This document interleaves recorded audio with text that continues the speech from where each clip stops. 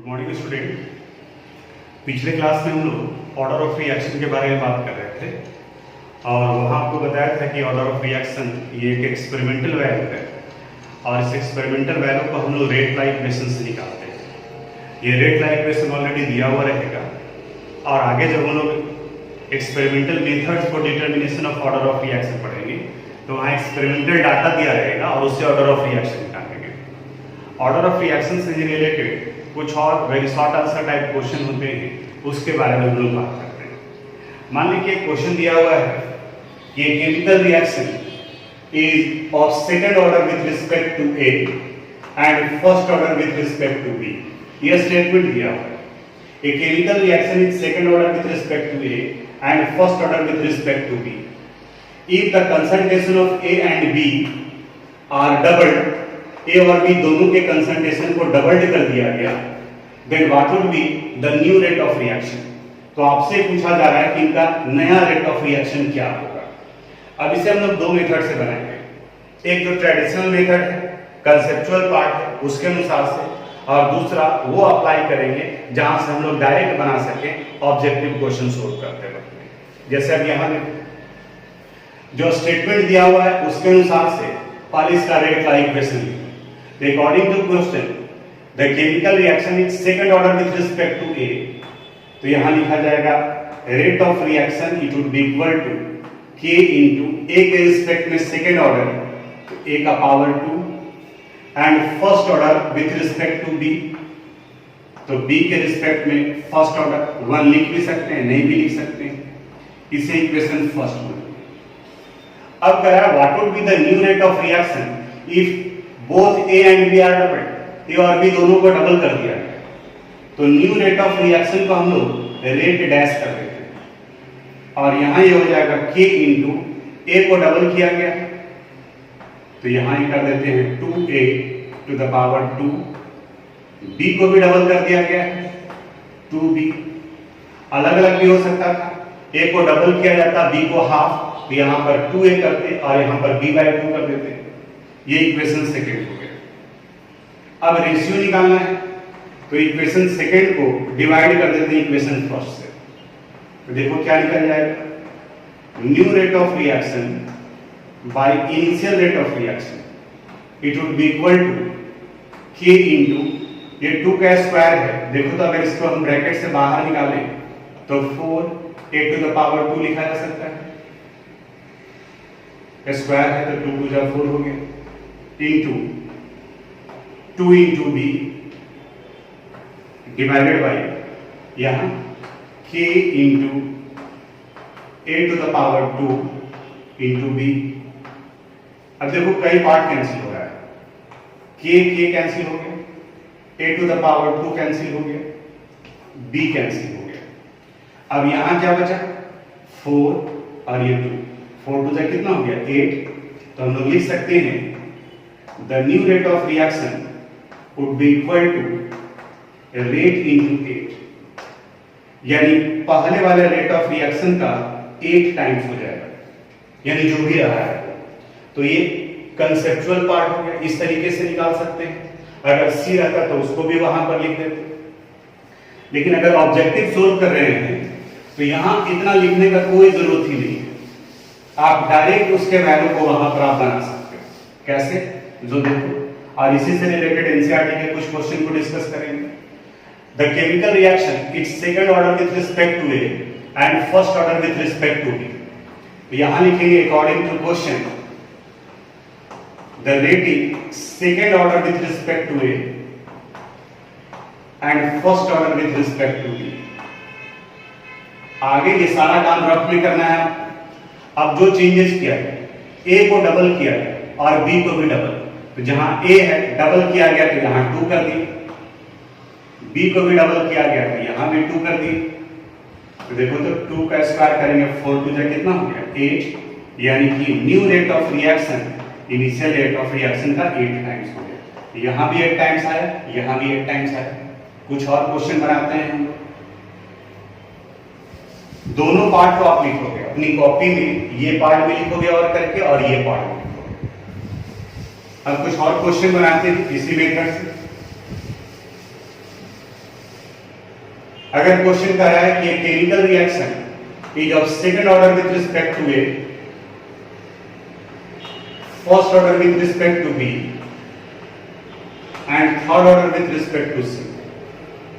If the concentration of A is doubled and the concentration of B and C are half, यानी B और C दोनों के concentration को half कर दिया गया, then what would be the new rate of reaction?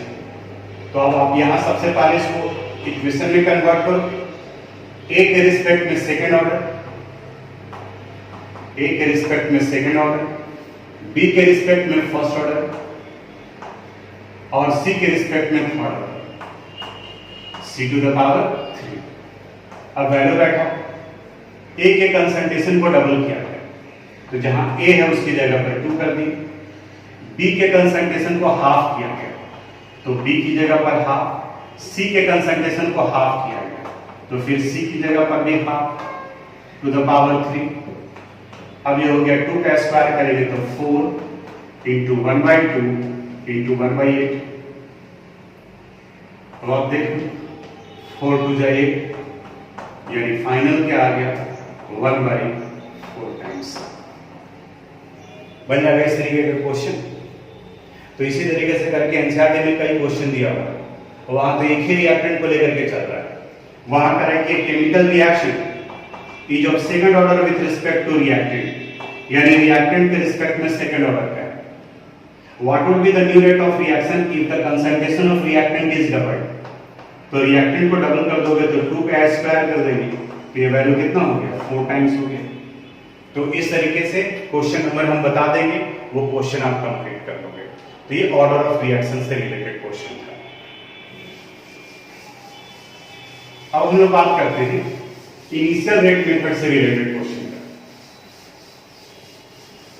का। Experimental methods for determination of order of reaction.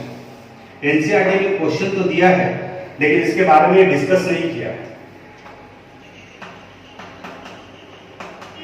Initial rate method,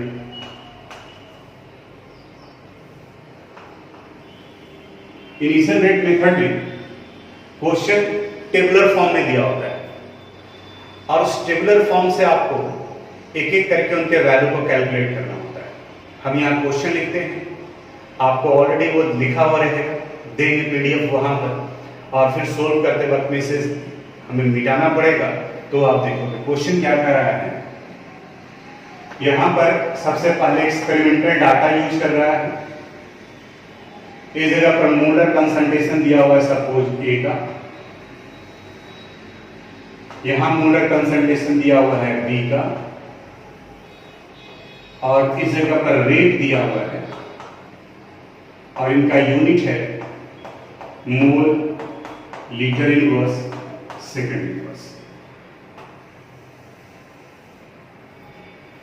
first experimental data में इनका कंसंट्रेशन 0.1 और ये वैल्यू है 2.0 इंटू 10 टू द पावर -4।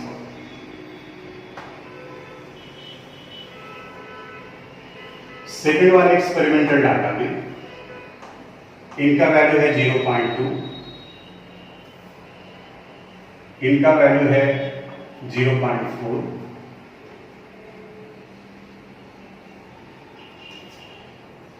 और ये हो गया 6.4 इंटू 10 टू द पावर -3।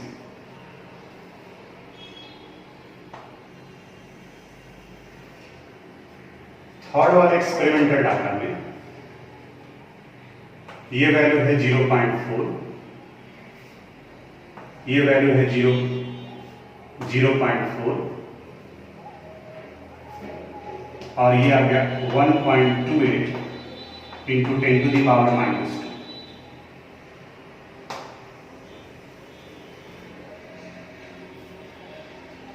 फिर फोर्थ में ये वैल्यू है 0.1 और ये वैल्यू है 0.3 और यहां आ गया 1.8 इंटू 10 टू द पावर -3।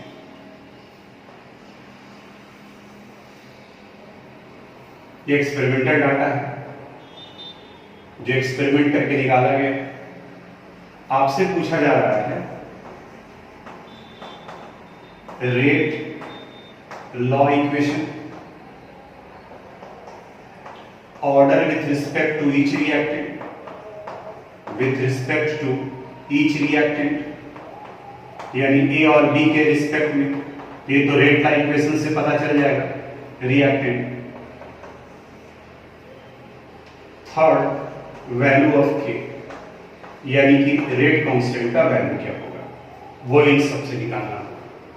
अब आपको क्या करना है, ये जो वैल्यू दिया हुआ है टेबुलर फॉर्म में, इसको इक्वेशन के फॉर्म में कन्वर्ट करना होगा और फिर दो इक्वेशन को हम लोग कंपेयर करेंगे। बोर्ड छोटा है तो हम यहीं पर इसको इरेज करते जा रहे हैं इक्वेशन को, और फिर ये सारा कॉपी में आपको यहां तक के मिलेगा, पीडीएफ में मिलेगा ये सारा क्वेश्चन, और इसके बाद का जो पार्ट आप लिखने जा रहे हैं वो आपको करना होगा। क्वेश्चन में ही एक पार्ट ये था जो छूट गया। सपोज शुरू में ये दिया हुआ है 2a plus b it give product, तो इनका रेट लॉ इक्वेशन लिखेंगे। चूंकि दो रिएक्टेंट है a और b,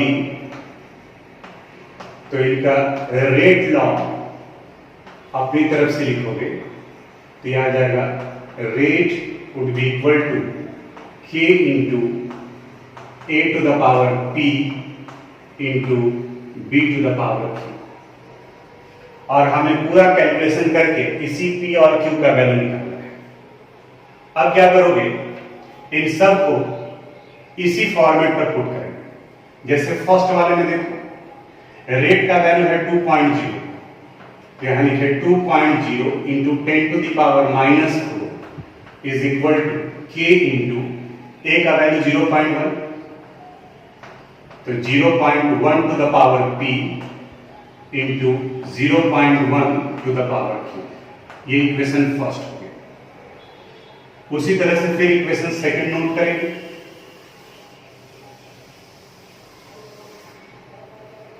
इक्वेशन सेकंड में 6.4 है into 10 to the power minus 3 is equal to k into 0.2 to the power p into 0.4 to the power q। ये इक्वेशन सेकंड हो गया। इक्वेशन थर्ड, ये data 1.28 into 10 to the power minus 2 is equal to k into 0.4 to the power p into 0.4 to the power q। ये equation third हो गया। फिर fourth वाले में 1.8 है, 1.8 into 10 to the power minus 3 is equal to k into 0.1 to the power p into 0.3 to the power q। ये equation 4 हो गया। यानी अभी तक कोई क्वेश्चन सोल्व नहीं किए हैं, बस जो टेबुलर फॉर्म में था उसको हम लोग इक्वेशन के फॉर्म में कन्वर्ट कर दिए। थोड़ा सा टेक्नोलॉजी का प्रॉब्लम है मेरे साथ में। आप में से कई लोग आता है कि वीडियो ब्लर कर रहा है, उसके साथ थोड़ा सा कंप्रोमाइज कीजिए। ये सिचुएशन में इस तरीके से पढ़ाना यही डिफिकल्ट है। इस 30-35 मिनट्स के वीडियो बनाने के लिए पहले प्लान करना पड़ता है कि कितने समय में कहाँ तक टॉपिक कैसे कवर हो पाएगा, और बाकी उतना टेक्नोलॉजी में हम बहुत जानकारी नहीं है कि किस तरीके से करें, उस तरीके का व्यवस्था भी नहीं है। हाँ, अगर मान लें कि अब आगे से ऐसे ही कुछ करना हो तो हम भी एक स्टूडियो ही तैयार कर लेंगे, जहाँ पर एक स्टाफ होगा जो वीडियो बनाएगा, उसको एडिट करेगा और फिर वो भेज पाएगा। लेकिन फिलहाल तो हम लोग को भी काम चलाना है, तो थोड़ा सा तो इसलिए आवाज पर भी कंसंट्रेट कीजिएगा। सुनाई तो दे रहा है कम से कम, अगर ब्लर कर रहा है तो उसके अनुसार से आप लिखिएगा। अब क्या करना है हमें, वैसे दो इक्वेशन को कंपेयर करना है जिसमें से किसी एक का ही वैल्यू चेंज कर रहा हो। यानी कि अगर दो रिएक्टेंट है तो एक का चेंज करे और एक का वैल्यू कांस्टेंट, वैसे दो इक्वेशन को कंपेयर करना है। अब आप देखो यहां पे गौर से, फर्स्ट और सेकंड को अगर हम लोग देखें तो ए का वैल्यू भी चेंज कर जा रहा है और बी का वैल्यू भी चेंज कर जा रहा है। अगर फर्स्ट और थर्ड को हम लोग देखें तो भी दोनों का चेंज कर जा रहा है। फर्स्ट और 4 का देखें तो ए का वैल्यू कांस्टेंट है, दोनों जगह पर 0.1 0.1 है, सिर्फ बी का वैल्यू चेंज कर रहा है। तो एक कंपेयर करेंगे हम लोग फर्स्ट और थर्ड से, दूसरा कंपेयर करेंगे सेकंड और थर्ड का, क्योंकि यहां बी का वैल्यू कांस्टेंट है, सिर्फ किसका चेंज कर रहा है, ए का। अब कंपेयर करने के लिए 1 डिवाइडेड बाई 4 भी कर सकते हो, 4 डिवाइडेड बाई 1 भी कर सकते हो, लेकिन मेरा सजेशन है कि जो बड़ा वैल्यू है उसको छोटे वैल्यू से डिवाइड कर दो और पावर सेम रखना कैलकुलेशन करते वक्त। जैसे यहां देखो 1 और 4 को कंपेयर कर रहे हैं, यहां 2.0 इंटू 10 टू द पावर -4 है और यहां 1.8 इंटू 10 टू द पावर -3 है। तो इसका मतलब ये हुआ कि 1.8 10 टू द पावर -3 ये वैल्यू बड़ा है। तो अब हम लोग क्या करेंगे, इक्वेशन 4 को डिवाइड करेंगे इक्वेशन 1 से, पावर सेम कर देना है। तो यहाँ -4 है, तो इसको जब -4 करेंगे ये डेसिमल 1.8 की जगह पर 18 हो जाएगा। तो इसे हम लोग लिख सकते हैं 18 into 10 to the power -4 divided by 2 into 10 to the power -4, 2.0 को 2 भी लिख सकते हैं। It would be equal to यहाँ k into 0.4 to the power p, sorry 0.1 है, 4 है, 0.1 to the power p and 0.3 to the power q divided by k into 0.1 to the power p into 0.3 to the power q। अब देखो कौन कौन सा value क्या कर सकता है, 10 टू द पावर -4 कैंसिल हो गया, यहाँ 2 और ये 18, इट मींस ये 9 टाइम्स, k कैंसिल हो गया, 0.1 p कैंसिल हो गया, यहाँ गड़बड़ हो गया, ये 0.3 नहीं, इस जगह पर 0.1 है, फर्स्ट में 0.1, तब यहाँ पर ये 0.1 ये 0.3 है, तो इस जगह पर ये 3 टाइम्स आ जाएगा। तो देखो इधर क्या बचा हुआ रह गया 9 और इधर ये वैल्यू बचा रह गया 3 टू द पावर q। अब आपको क्या करना है, इस 9 को भी 3 के पावर में कन्वर्ट करना है। तो इस 9 को देखो तो हम लोग लिख सकते हैं 3 to the power 2 is equal to 3 to the power q, therefore q would be equal to 2। एक वैल्यू निकल गया, q का वैल्यू निकल गया, इसको हम लोग यहां लिखते हैं, q का वैल्यू कितना आ गया 2 आ गया। अब जिस तरह से इक्वेशन 4 और फर्स्ट को कंपेयर किए थे, उसी तरह से थर्ड और सेकंड को करेंगे। थर्ड में देखो ये 10 टू द पावर -2 है और ये -3, तो ये वैल्यू बड़ा है, तो इसको डिवाइड कर देंगे इससे।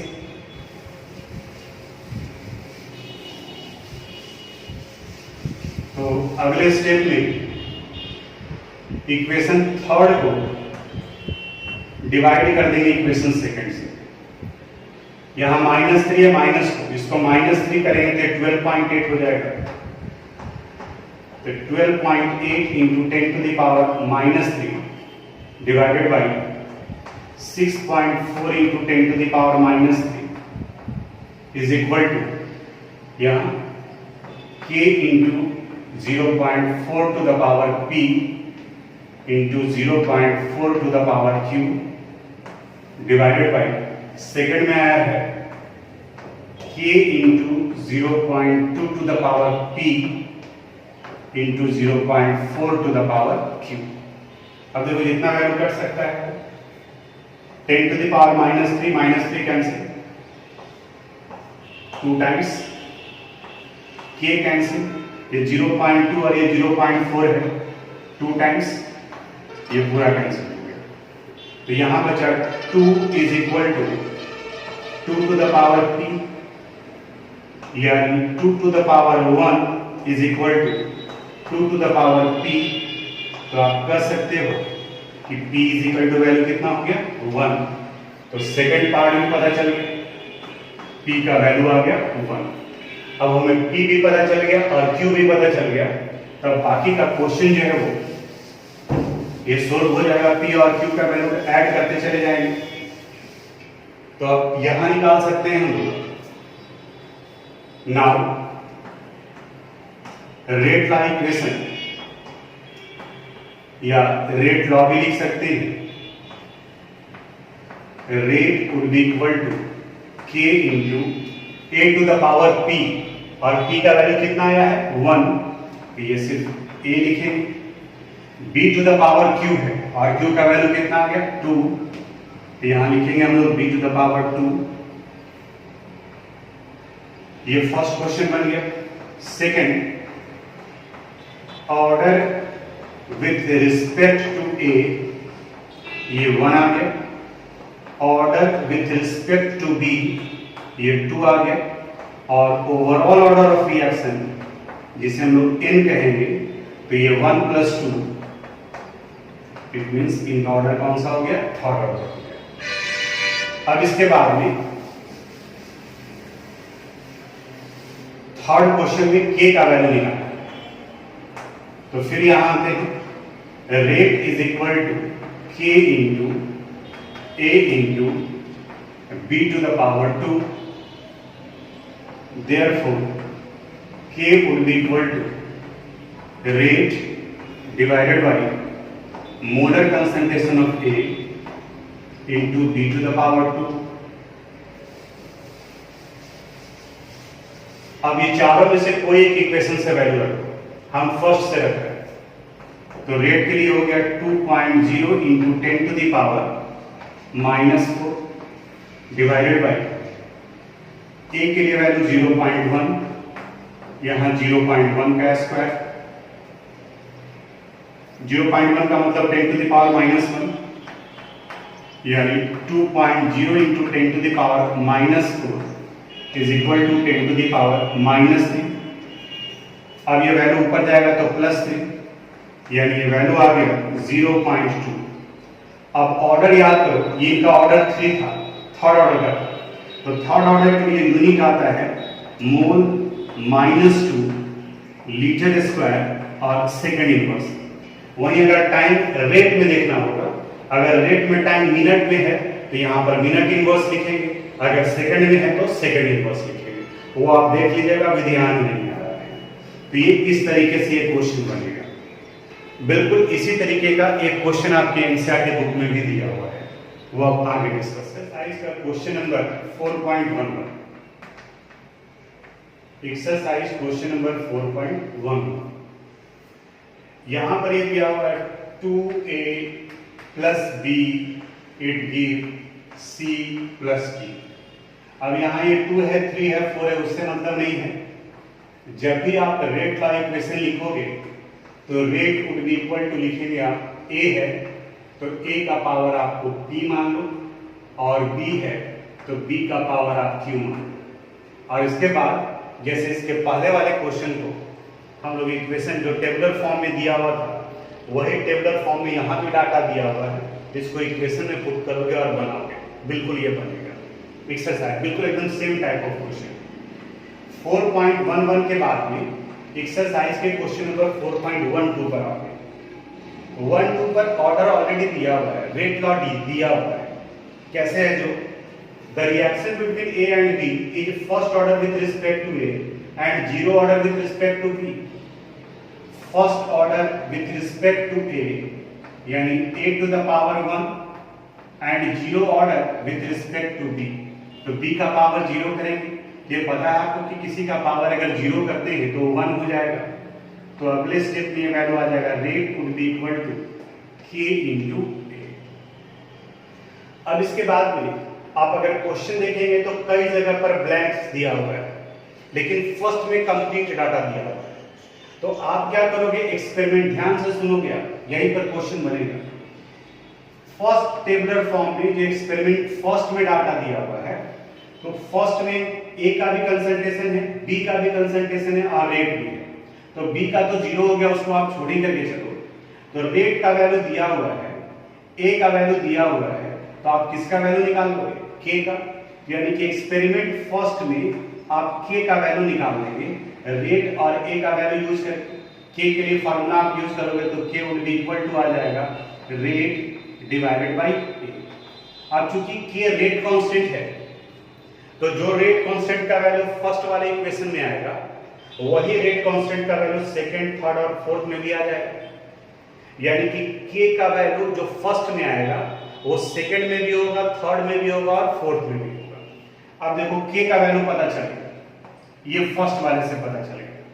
अब जब आप सेकंड का डाटा देखोगे तो इस सेकंड वाले में देखो कौन कौन सा वैल्यू दिया हुआ है। 4.12 के सेकंड में रेट दिया हुआ है लेकिन ए का वैल्यू नहीं है। तो रेट पता है आपको, सेकंड वाले में रिलेशन है rate is equal to K into ए। तो रेट पता है, के का वैल्यू आप ऑलरेडी निकाल चुके हैं, तो किसका वैल्यू निकालना है, ए का, निकल जाएगा इन दोनों से। फिर उसी तरह से थर्ड को देखो, तो थर्ड में ए का वैल्यू दिया हुआ, रेट नहीं दिया हुआ, तो रिलेशन यूज करेंगे rate is equal to K into ए। के आप निकाल चुके हैं, ये कांस्टेंट वैल्यू है, ए का वैल्यू दिया हुआ है तो रेट निकालने के लिए करना है, तो ये निकल जाएगा। तो 4.12 भी आपसे बन जाएगा। 4.11 और 4.12 बनाने के बाद में फिर आप ट्राई करोगे 4.10। 4.10 में एक वैल्यू फ्रैक्शन में आता है, थोड़ा सा कैलकुलेशन में टाइम लगेगा, आप इसको कोशिश कीजिएगा, आप इसको बनाइएगा। दिक्कत होगा तो अगले वाले वीडियो में हम इसको एक्सप्लेन करेंगे। आप बताइएगा, मैसेज कीजिएगा कि हाँ परेशानी हो रहा है, नहीं हो रहा है, तो उसके अनुसार से करेंगे। तो ये जितना क्वेश्चन दिए इसको आप बना लोगे और उसके बाद बाकी इधर भी दिया हुआ है, लेकिन अभी अगर उधर जाएंगे तो फिर आप डेविएट कर जाओगे। इसलिए जो क्वेश्चन बोल रहे हैं सिर्फ आप पहले उसको बनाएं, बाकी अगले क्लास में डिस्कस